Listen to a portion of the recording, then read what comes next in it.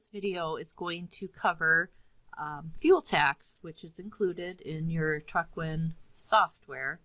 This video might be a little bit longer than the other ones because I'm going to try to cover everything in one video. So to do so, I'll start by going into fuel tax. And we all know that fuel tax is comprised of two things, miles and fuel. The good news is that Truckwin can do both of those for you, making the burden of processing fuel tax a lot easier.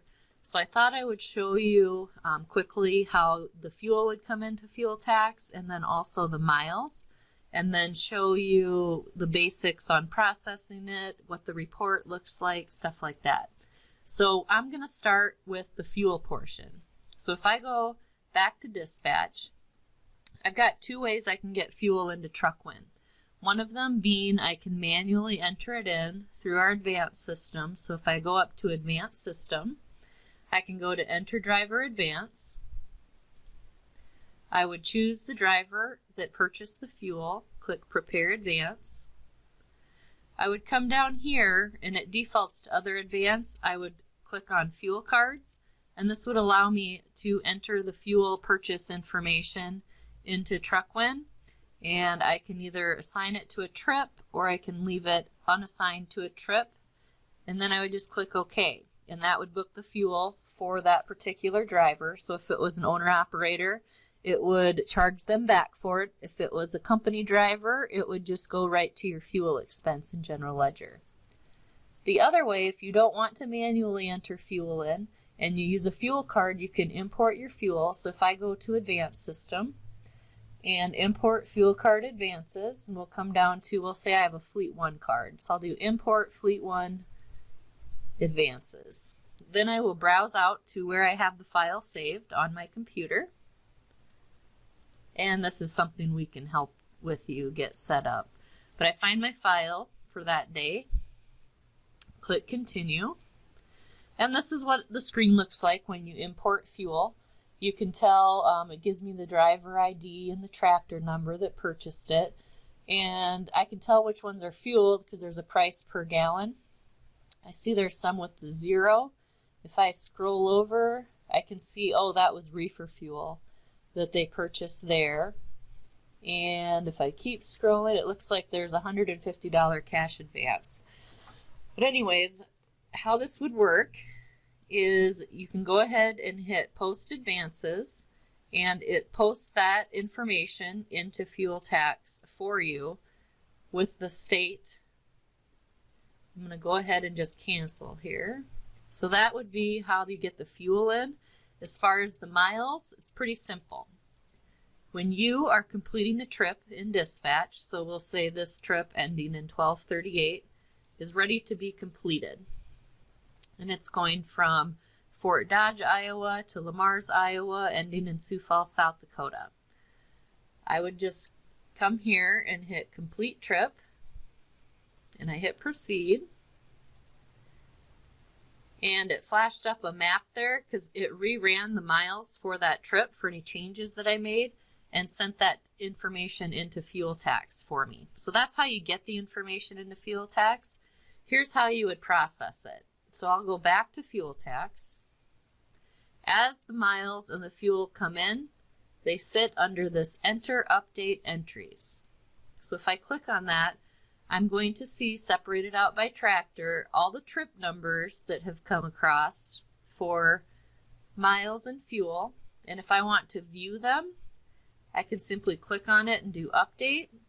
Now some people come in here and they might make some changes if a driver takes a different route or something, but for the most part, people just kind of skip over the enter update entries and they go right to the post entries, because you have to post them in order for them to show on your report, because up until you post them, it's just data that you can make changes to.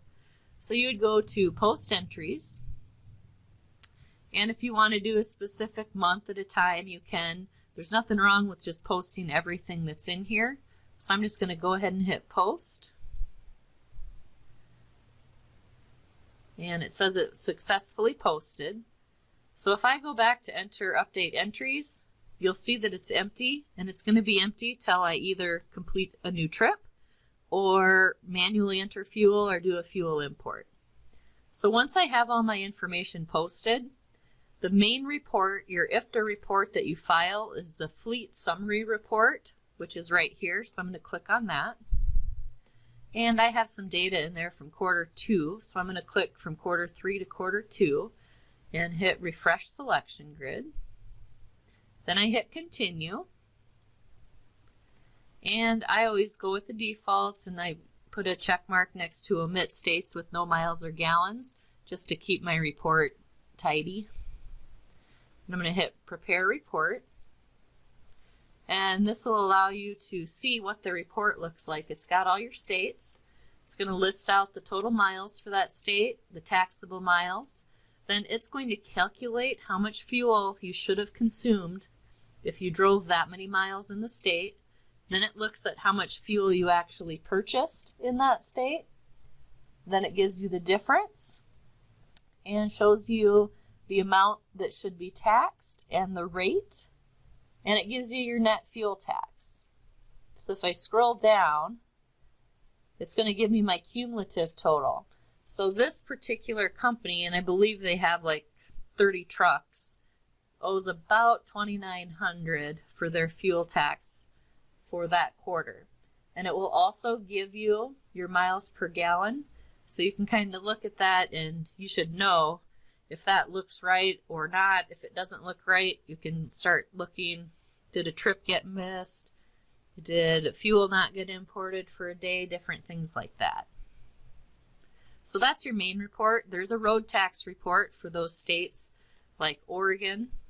And I can come in here and let's do Oregon for 2. And I can run my road tax report to send into any of those states that have the road tax report. Another option a lot of people do is the detailed report by tractor then state. So let's say you have owner-operators in your fleet and you are providing the fuel tax service for them. This will tell you exactly how much each truck owes you for fuel tax. So if you go to detail report by tractor then state, and I'll do quarter 2 and hit continue. I have an option for page break after each tractor. This gives me a nice little 1-page report for each tractor to give them or to show them what they owe. And so this will take each tractor and put together a report by tractor, and you can see exactly how much that particular tractor owes for fuel tax. So if you are doing fuel tax for owner-operators, you can give that to them. And of course, I would say charge a fee for processing it for them. And that's the basics on how the fuel tax works in Truckwin.